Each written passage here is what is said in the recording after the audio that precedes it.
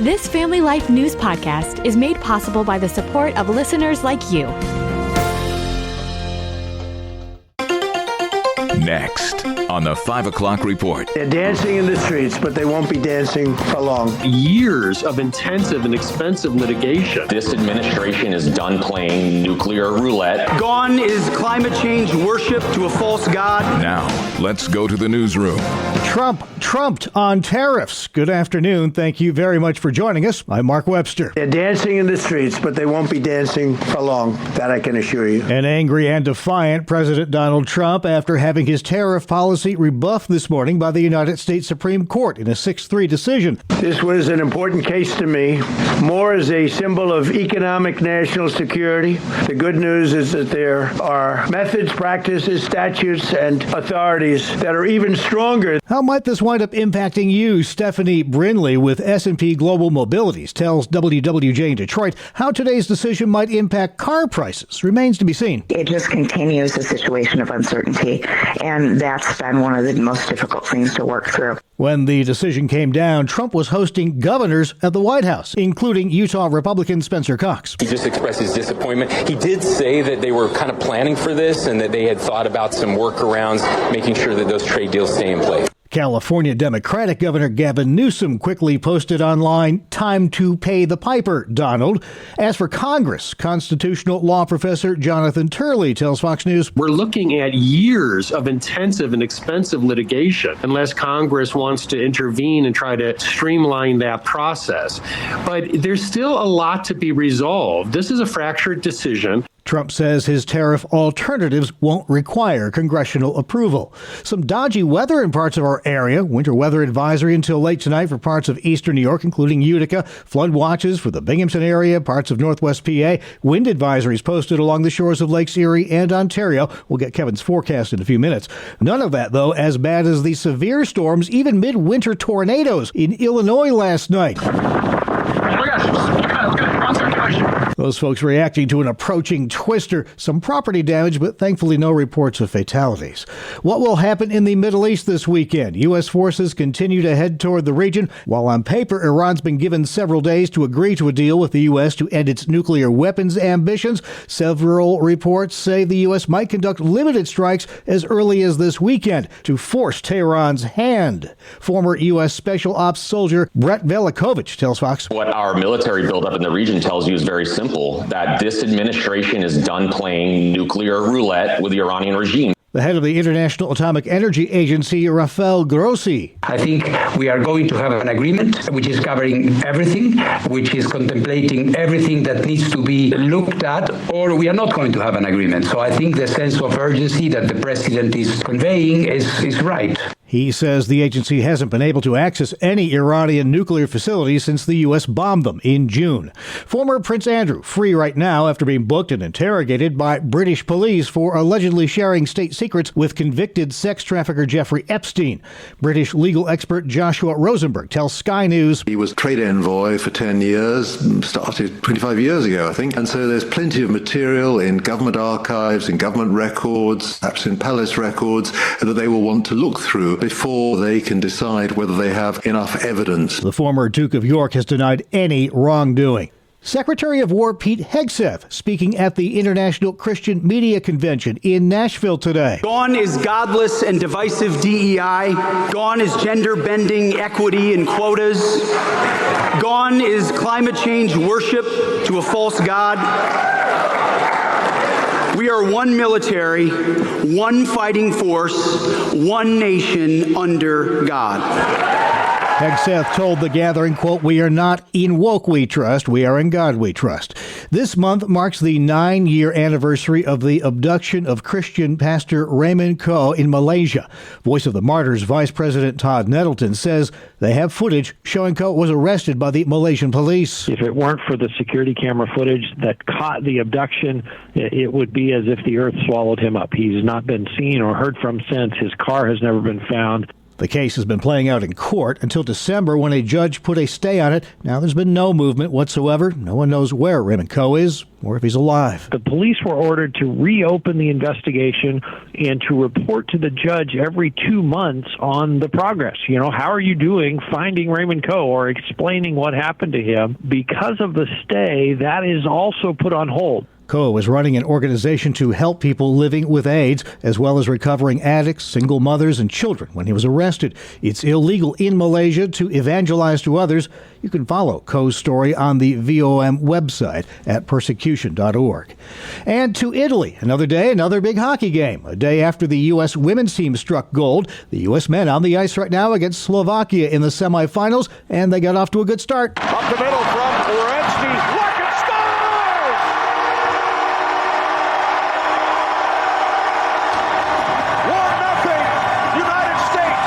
The call on NBC, the Buffalo Sabres' Tage Thompson added a second goal to give Team USA a 2-0 lead after one period. The winner will play Canada for gold. They rallied past Finland this afternoon 3-2. The Olympic closing ceremonies are this weekend.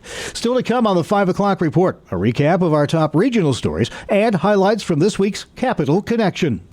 I'm Kevin Williams, and here is your Family Life regional weather forecast. The weekend is upon us. It does turn colder tonight. Evening rain showers, overnight flurries, even a fresh coating in the higher elevations of western New York and the western Twin Tiers. Low temperatures mid-20s to mid-30s. Tomorrow, mostly cloudy, brisk cold. We'll have some snow flurries around, high temps 30s. And then it'll snow late Saturday night, Sunday night, and some accumulations are expected. High temperatures on Sunday in the 30s. All right, thank you very much, Kevin. Now checking the stories, making news where you live across New York and Pennsylvania. The pastor injured in that Boonville, New York church explosion has been released from the hospital. We get the update from Family Life's Sarah Harnish. 43-year-old pastor Brandon Pitts was discharged this morning from Upstate University Hospital in Syracuse after suffering second-degree burns. He was one of 5 people critically injured when Abundant Life Fellowship Church exploded February 17th. 4 firefighters remain hospitalized, 2 in critical condition and 2 in fair condition. The church says their building is a total loss, but the Boonville Elks Lodge and Boonville Methodist Church nearby have opened their facilities so services can continue this weekend. Sarah Harnish, Family Life News. Good news there, Sarah. Thank you very much. A brave rescue in Pennsylvania. A police officer in Tamaqua rescuing a woman who was trapped upside down in her car, hitting a guardrail and falling 14 feet into the Little Schuylkill River. When we arrived on scene, obviously the vehicle was still upside down. You could hear the victim yelling from inside the vehicle. So first thing going through my mind is just kind of like we need to help this woman somehow and try to get her out. Officer David Crape telling WNEP he broke the window, cut the seatbelt, and got her out, then carried her on his back up a ladder. We were trying to figure out the best way to get her up the embankment where we could get her treated as fast as possible. So a piggyback on my back turned out to be the best way up the ladder. So we just kind of carried her up over the ladder and then brought her into the ambulance. Doing whatever it takes, the woman was taken to St. Luke's Miners Hospital, her condition unknown at this hour. Crape says it took the entire team to get her out of that river to safety.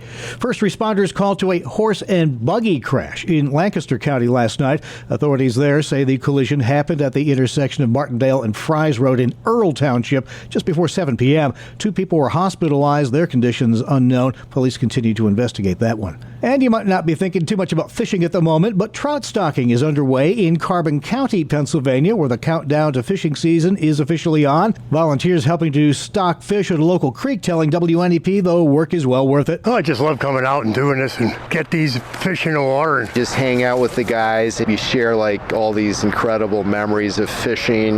You get revved up. They say being part of Stocking Day brings a big sense of community and bonding with strangers all over the love of the sport. It's nature, and it's the best. Get away from the hustle bustle of the going to work and blah, blah, blah. We just have all these memories. We feel like little kids. It's like a get-together. Whether you know them or not, you have this community. Opening day for trout season, April 4th. Up next, highlights from this week's edition of Capital Connection as our Bob Price talks about the big issues right now in Albany and Harrisburg with Jason McGuire from New York Families and Tom Shaheen at the Pennsylvania Family Institute. Jason, you have an excellent article on your website, New York Whiffed on Weed. You have argued for over a decade that marijuana legalization would have disastrous consequences, and we're seeing that in real time. In what ways have those concerns concerns been realized? Well, in New York, the rollout of the legal marijuana program has been just such a mess from the beginning. There was just recently legislation passed that would now fix a problem in where the locations of these dispensaries are in regard to schools and churches. Some of them are within 200 feet of schools and churches, which was in violation of the law. But because of the way it was being measured, it has messed that up.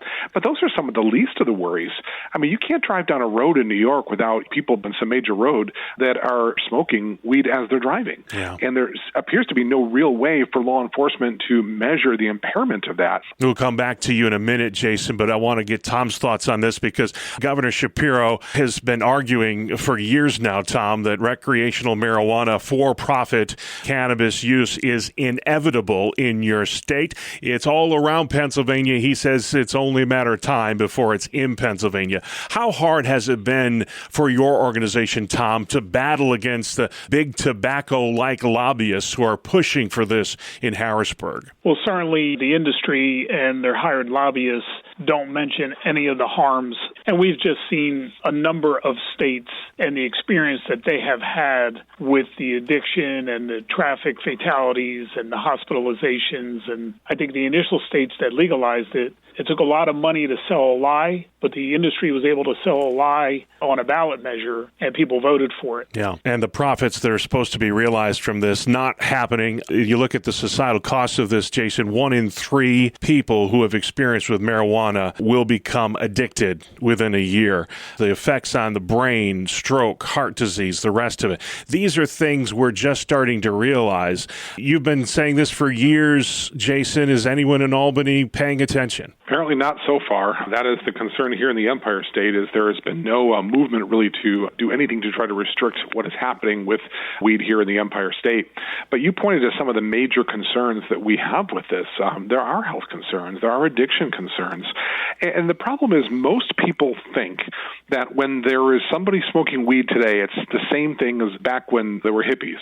It's not. It's an entirely different product. It is synthesized. It is chemicalized. The THC levels are much higher than they ever were before. So we are talking about apples and oranges when it comes to this product. It is not what it was in the 60s and 70s. It is far more dangerous to the culture at large. Yeah. So the House will move it forward. It's the Senate, Tom. It's always been the Senate that has made the difference. But those margins are pretty close. How confident are you that you can keep this at bay again this year, in an election year? Yeah, we'll have to work hard, but I think we can do that. A Republican majority Senate that does not see it as a priority is our key at this point. Yeah.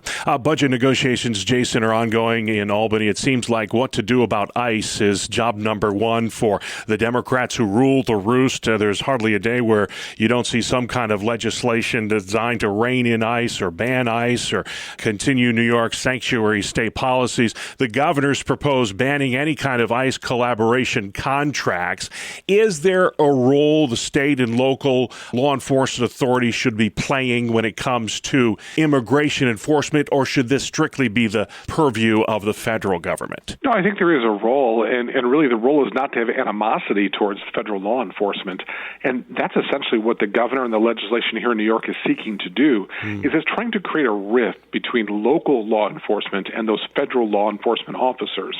In the law enforcement world, there is just this rule that one backs up the other. And so if you are on a scene and there is something occurring and federal law enforcement needs some backup, who's there to provide it if local law enforcement will not? Thank you, gentlemen. Jason McGuire from New York Families and Tom Shaheen at the Pennsylvania Family Institute, along with our Bob Price on today's Capital Connection. But that's only the half of it. You can hear the entire feature and all of our Family Life original news features at Apple Podcast, YouTube, Spotify, and FamilyLife.org. This is the 5 o'clock report on Family Life. Most of us work hard to build a name for ourselves, success, security, and comfort included. Hi, I'm Rob West with today's Faith and Finance Minute. Jesus tells a sobering story in the parable of the rich man and Lazarus. One detail often overlooked is that one character is named. The poor man is called Lazarus, while the rich man remains unnamed. That's not accidental. Throughout Scripture, those who anchor their identity in riches often lose their name, reduced to what they they owned rather than who they are. The rich man had wealth and status, but missed compassion, humility, and eternal perspective.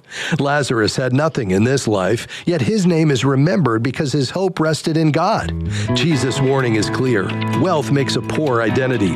True riches are found in belonging to God.